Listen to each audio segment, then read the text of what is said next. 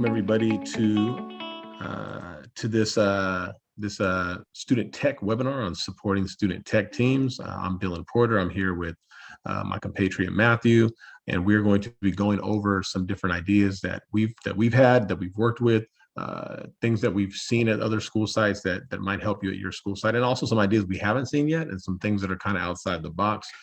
With that being said, let's get into it. So what are some of the best practices for creating and supporting student tech teams on your campus? By supporting the student tech teams, you can help shift the overall culture at your school site.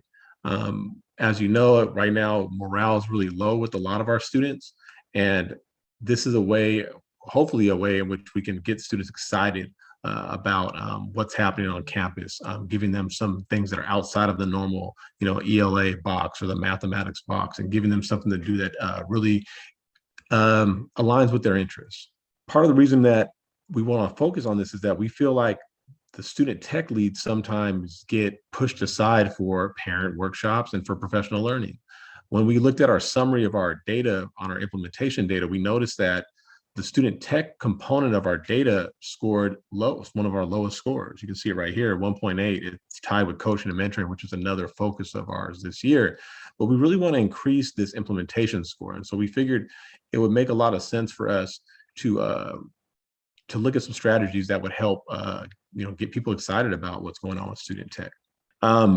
So throughout the pandemic, we've seen what's happened with the pandemic, the lockdown restrictions, et cetera. Social emotional learning is more important than ever, right? We need to have our students in the right frame of mind to learn. And so the thought process as well is, again, if we can help, if student tech teams can help address SEL components of what's going on at schools, that can only better our students and help our students work their way out of, some of these negatives they faced during the pandemic. All right, so as you guys know, as student tech leads at your school site, we have two different formats that we suggest that you utilize when it comes to that, one being a club format and the second one being an elective format. Now, the club format, a lot of people are comfortable with that. That means a small group of kids. It's usually a weekly meeting or a daily meeting that happens after school or at lunch with smaller team sizes. The elective format is one where we actually embed, we have the tech team embedded into the digital literacy objectives themselves, the literacy objectives themselves in the elective. So that would mean like a computer science class or a computer literacy class, that then the student tech team is then brought into that larger group setting. Matthew, do you want to elaborate on basically the hierarchy between the two? Yeah, so like Dylan was saying, I mean, the elective format, it's something that we were striving for early on in the school to home, especially with LUC schools. I'm not so familiar with Long Beach, but it was just kind of unavailable at the time when we were launching. It was difficult to get any class dedicated to something that what our student tech program can look like. So now that that's available, that's been highly successful, just to have the constant there every day to see the students to go through the curriculum and to use them as assets. The club format still is great, like Dylan said, because you have a smaller size. You can get students that are more interested and that can dedicate their time, and they're willingly, volunteering to join a focus and a group like that. So sometimes you get students that are a little bit stronger in what they do. Yep. So just consider that as either way works. We lean towards elective if we can get it done, but if we can't get an elective done, the club format works fine. So let's get into 5 STEAM activities that can engage students in your tech teams. So overall, we have 5 listed out: device repair and troubleshooting, computer literacy and coding, robotics and rocketry, esports, and 3D printing program. So the device repair and troubleshooting is probably the one that you're most familiar with as student tech leads. This is something you should be working with your students on, whether it's the actual taking apart of old Chromebooks, or it could be troubleshooting devices, helping people log in, understanding the login process for students. It could be showing parents how to do things, right? Having the kids work to show parents how to utilize their computer at home, creating videos that the community can view that go over overall tech tips. So this is this is basically your basic format of our school to home model for student tech. Most of our schools have tried this and tried to implement it. Some schools have had pushback due to union concerns with kids fixing devices, which I think is interesting. But for the most part, this is what we envisioned the student tech team to look at when school to home first started out.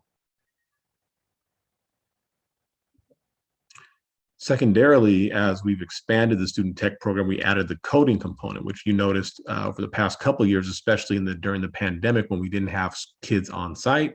We moved into the idea of really trying to promote computer literacy and coding with our students. And that's when we added programs. We started promoting and paying for different licenses, et cetera, that schools could use, whether that's Code Combat, whether it's a free version like code.org or Girls Who Code, different programs that we can implement of Google CS that we can implement that will help students have some sort of computer training while they're not physically on campus.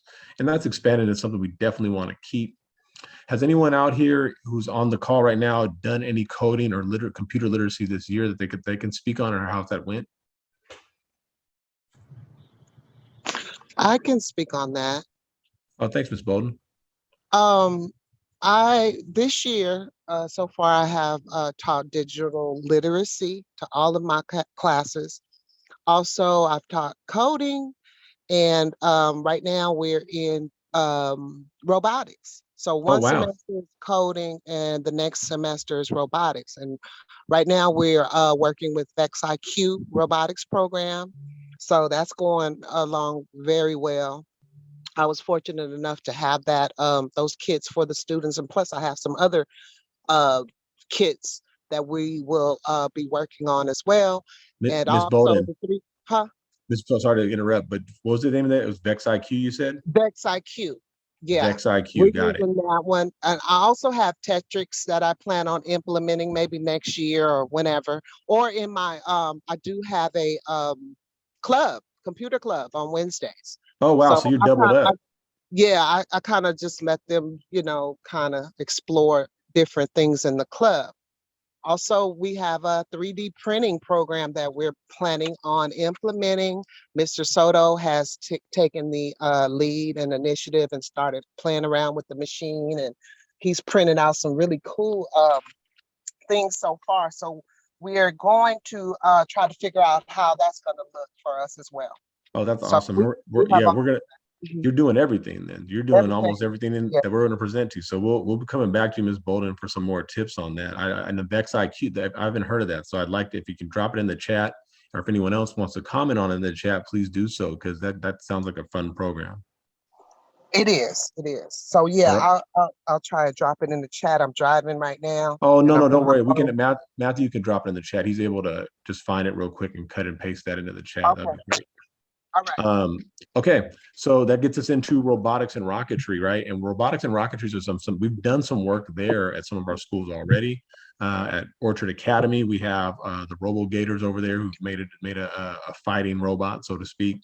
But yeah, there's a bunch of like Ms. Bolden says there's a bunch of really cool robotics programs out there, whether it is these robots that can fight each other, or there's little robots you can train to move around, using specific codes, right? That makes it go certain directions, etc. So you have a lot of things like that where you're able to do different types of robotics programs. So we put a couple links in. And oh, sorry, can you do me one more favor, Matthew? I'm sorry, and it's just I should have done this at the beginning. Will you share the link to our resource page? I mean, you guys have editing access to that. I'll make, if it is not open, I'll make it so you have editing access on that, so you can add different programs that you're using onto that as well. But if is anyone else outside of Ms. Bolden doing anything with robotics or rocketry with any of their kids right now? Cool. So we'll get into it. I think it is something that you guys could utilize and be very useful at your campus. Moving into the big one that we've been trying to move towards, and this one we've never tried necessarily at our campuses, but it's happening this year, which is our esports. Now, esports is huge right now. It's really blowing up. We have a lot of high schools that are implementing esports as an equal to varsity sports, right? And they have competitions within districts. I know that what we're trying to do in Inglewood right now, we have we have Woodward Monroe who really wants to push forward on the esports program, which would hopefully then expand to the rest of the district. But overall, we only have a couple of our schools doing esports right now. I think it's Maces, and I think, is there one more? Is there one more we had from the last session, Matthew? I think it might have just been Maces with a full program.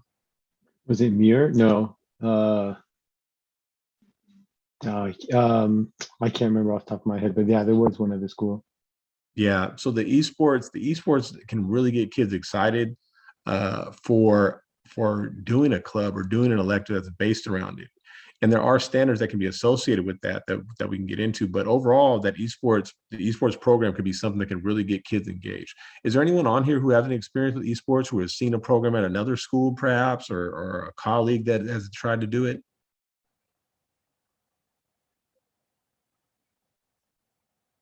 Nick, I'm not calling you because you got that pixel art shirt, but I'll ask you a question though. I mean, in your experience, old school wrestlers. Yeah, I like it. I like it. It's pretty cool. But from your experience working with your students, how could you feel like esports is something that could be implemented in the work that you're currently doing, and if so, what would it look like for you? Well, I mean, it's definitely in its infant stages. The kids that I know that are interested in it, I've been trying to have them kind of do some of the research on it as well, because I think for promoting and trying to get students involved, I think it would mean a lot coming from them. So, I'm still, doing my own research on it because it's new to me. But like I said, I think the students recruiting other students for it is big. I mean, especially like the picture you have here, that tells, other kids that it's cool watching, their peers on it, instead of, me or, I've got Brian, our tech at my school, trying to promote it. So, so it's still in its infant stage, but we are trying to move forward with it. Yeah, I think it's going to be interesting what it looks like. I'm meeting with Brian and Principal Caldwell tomorrow, and I think you guys sent the invite too, hopefully. So we'll make sure to link in. But the idea would be to create actual curriculum around it, some sort of curriculum that could be used in conjunction with the actual playing of the game. So on the resource page I gave you guys, you'll find some resources associated with esports. It's got a guide, a kind of quick setup guide on there. It also had that you can copy. It has the different federations that are there. There's so much, and I'm continuing compiling stuff. I'll have some more things to add on there, but again, I'm going to give everyone here editing rights, so feel free to add any resources that you come across in regards to esports. Again, esports doesn't have to start with a whole bunch of nice computers, even though that's a nice thing to have to really start a program. It can start, if you look in this picture, you'll see they only have, that's just a Nintendo Switch. That's all they got. They're running with the one Nintendo Switch and playing Super Smash Brothers, and that's their club, right? But there's ways for us to create curriculum around that and create learning opportunities for our students around that as well. Anyone else? Dylan, real quick, I just checked. I don't have an invite for that tomorrow. Got you. I'll add you right now. Okay, thank you. But yeah, so I mean, that's where we're at with esports. I mean, this is a big topic because I'm going to tell you guys straight out, this is going to be a bigger thing as the years progress. There's already lots of curriculum design around esports, and it's a huge thing. This is going to be continued to expand, and this is one of the biggest things our kids are interested in. All right, let's go to the next. 3D printing. I know Ms. Bolden mentioned it earlier. 3D printing there's a lot to do here. There's a lot for you to do here, whether it's mathematics, geometry, graphic design, project-based learning. There's just a huge amount of things you can do with a 3D printer. Programs like Tinkercad are free. Kids can get on there and design their own product and then print it and actually see their product come to life. I had a student one year create when I had my 3D printer create a model version of the Great Pyramids, right? And they designed it themselves using the dimensions. So there's a bunch of stuff you can do with this, and that's just a basic level activity. I'm sure Ms. Bolden might have some herself that she could talk about that are innovative. It's just this thing. They're getting cheaper. They're, $200 to $300 to buy a decent one now, where they used to be 500 or 600. And so the price point of entry is there for you to get these. If you have student tech budget left at your campus from school to home, this is something that you could definitely use it on, and then really base a lot of really cool and creative projects around that. Anyone have any 3D printer experience they want to share, or anything they've done with 3D printing at their school site? I had access to Tinkercad program software, and I was able to hook up with a 3D printer set over at UCLA and use their lab. And I could have printed all day long, but I'd like to do that again with Tinkercad. It was great. You could do lots of different shapes, and it was fun just to try it and experiment. I enjoyed it. Yeah, it's the kids love it too. I mean, I sat there myself. I used my own, it uses the spool of like plastic or whatever it is. And Yeah. I remember I used most of mine before I even got it to the students, just making different things that I wanted to make. So yeah, Yeah. I mean, it turns us into big kids. I imagine the kids will be very excited about it too. Yeah. Thanks, Mr. Benninger. Anyone else have any experience using 3D printers at their campus, or have one currently in the work that they're doing with the 3D printer? Okay. All right. So those are kind of the big ideas around this. I mean, overall, these are some of the ideas you can do outside of just doing your normal student tech club. So what I want to do is kind of do a quick whip around to our different team members that are on here, and hear what are some other subjects that you think could be a focus, STEAM-based subjects, technology-based subjects that we're overlooking that could be brought up for our student tech teams. Feel free to chime in.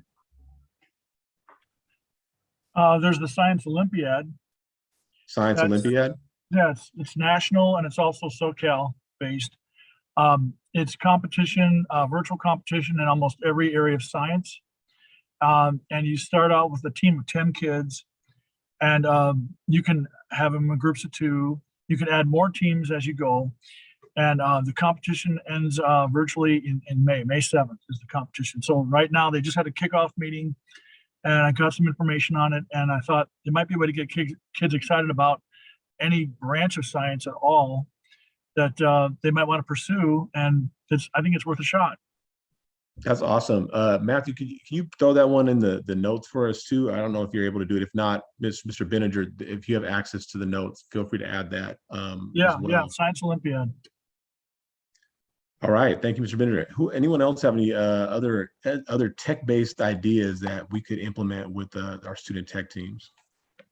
Yeah, I'm actually, I'm sorry, I'm actually doing a game design project with my students. So I started off with, I'm part of Project STEM here at my school site. And so I used the first semester to build up their coding skills using just block coding.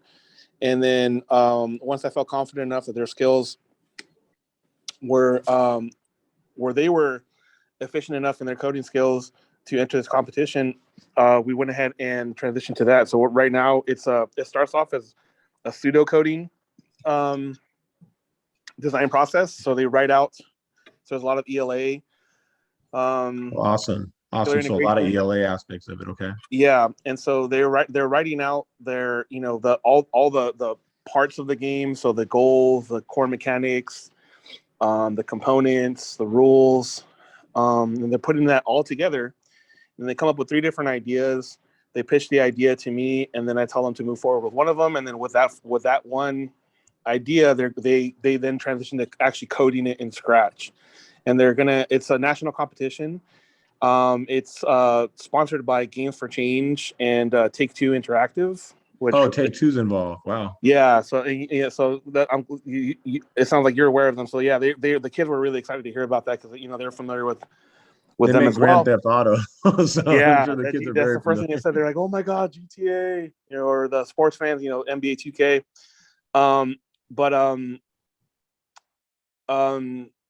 How's the interest been? How have the kids been reacting to the unit? What's been going on? I was worried about the pseudo coding part because it's a difficult transition to be coding, and then to kind of slow down a little bit and start kind of writing it out. But because of the whole game design aspect and the potential, to compete against other kiddos around the country and enter to win all kinds of prizes. I think that's kind of what's gotten them excited. So we're in the early stages of it. The submissions have to be turned in by April 8th for this particular competition. But so far so good. So far so good. So we're right now kind of like smack in the middle of the pseudo coding part, and then they're going to be slowly in about the next week or so. They're going to start putting it together in Scratch. So I look forward to it. Well, definitely let us know how that turns out. Please share. We'd love to see what you end up doing, what their end products look like. It'd be great. Will do. Inspiration. Yeah. Will do. Thank you. All right. Let's move. Hey, Dylan, I had a quick question. Go ahead.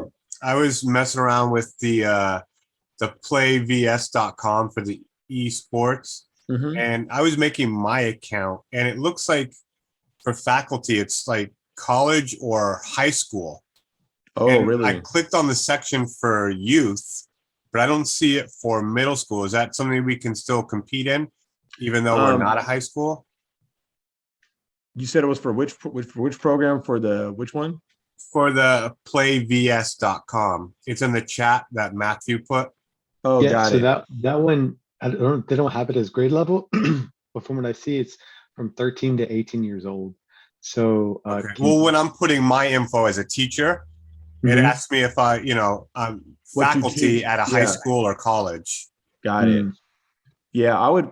Yeah, for that, I would mark it down as high school for now, and just consider that. Maybe I don't know. Eighth graders could do it. At the state I was in previously, you had in Illinois, middle school is part of high school a lot of the times. I don't know if it's like that out here, but they can. And actually, it is. So California considers middle school secondary school. Okay. So it might work. I think Matthew might be accurate with the 13 being the age right there. But even if that one doesn't work, what could happen is you could do almost like a district tournaments, things like that within your school district. And sorry, one thing, Nick, the meeting for tomorrow, that's why you're not on, it's with the district tomorrow, and then we're meeting next week. So I'll send you a link to the one next week.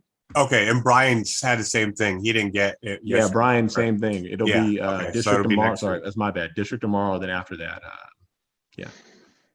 Okay, and if we were to do the EA Sports, what would you recommend would be something that we purchase with our funds? So this is a bigger conversation about the game. So I was actually going to bring that up. I mean, you have and it goes into the age ideas, right? How old are the students? You're working with middle school students, and at that age group, you're going to be looking at games that need to be under the a certain content level, and that doesn't have usually. Most parents and most schools districts are very wary of gun violence of any sort, even cartoon gun violence.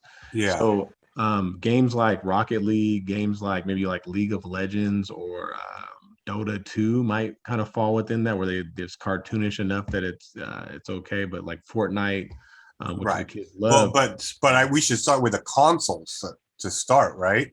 Well, in your situation, we'll get into it, but Caldwell has like 20 something devices of high-end computers that he wants to utilize within it. So you won't even need what's going to be set up with that is going to be an actual, a large club based around those devices. Okay. But if you're in a situation where, let's say you wanted to do your own like lunch club or something like that, you could easily just, have the money invest in like a Nintendo Switch or something really basic. Yeah, I think the car racing, like Mario Kart, would be a lot of fun. Oh yeah, that could be something for sure.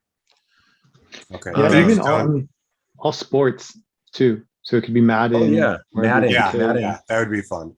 FIFA. Yeah, or NBA. Mm-hmm. Yeah, any NBA game works too. Any sport, soccer, FIFA, all that. And are those you can play those on regular computers? I thought it just had to be like the Switch. Well, like a good example, let's say, those high-end computers, they have all those games now. So, EA has all their games listed on there. So does, like any sport game they'll have for sure. Okay, sweet. Thank you guys. No problem. So guys, we'll end it. We're getting ready to wrap up, but a couple quick questions. We'll kind of go around the horn.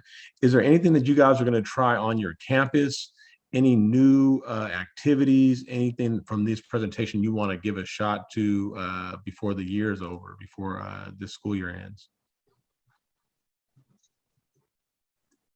Well, I'm definitely going to give esports a shot because I wasn't aware that was even on the tables, and I love esports, and I completely agree with what you were saying, that it's definitely up and coming. It's definitely transitioning to, I mean, it's even featured in ESPN, for God's sake. Yeah. So, it's not going away. So I'm definitely going to look into at least getting the ball rolling with some kind of inter-district or maybe school versus school type of Hey, thing. maybe school to home versus school to home. You never know. Yeah, there you go. We can see. We'll see what we can do. But it would be really awesome. I just think that you have an opportunity there with that to get kids excited before the end of the year about something they're doing, right? Something they're involved with. Yeah, and Anyone I else think want it's a to good share? gateway. It's a good sorry, and the last thing I just want to say is it's Yeah. a really good gateway to shifting to other stuff and involving school to home as well. So For sure. I agree. Anyone else want to share? Something they might try out this year? Esports. I know that Ms. Bolden's already been doing everything. Got to add esports. I guess the last thing you have to add, because you've done everything else: robotics, coding, and 3D printing. Anyone else? All right. Well, cool. Well, we'll give you access to the resource sheet, so you guys will be able to add to that as you come across things. Feel free to add. Hey, I found this. This is a resource I think you guys should check out. Especially with the esports aspect, while we're all kind of learning at the same time about this. There's a bunch of stuff on this. So if you come across something that we haven't found yet, please share it, and we'll go from there. And thank you guys for being here tonight. Yeah, thanks for the intro to esports. It sounds really promising. Thank you. Yeah, thanks for everything you do, Don. Oh, appreciate y'all. Okay, have a good one. Thank you. Have a Thank you good one. guys for being here. Bye. thank you. Bye-bye.